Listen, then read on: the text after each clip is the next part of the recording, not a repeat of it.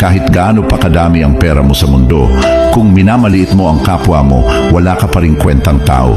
Maraming mayaman sa pera, pero mahirap sa ugali.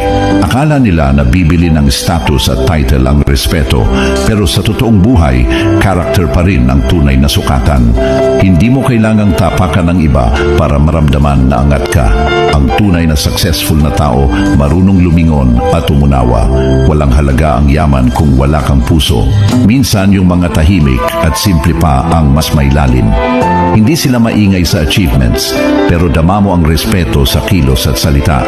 Doon mo makikita kung sino talaga ang may class. Ang respeto ay libre, pero hindi lahat kayang ibigay. Hindi ito nakabase sa itsura, trabaho o estado sa buhay. Pantay-pantay lang tayo sa pagiging tao. Sa huli, hindi pera ang maaalala ng mga tao tungkol sa iyo, kundi kung paano mo sila trinato nung wala kang kailangang patunayan. Doon nasusukat ang tunay na yaman.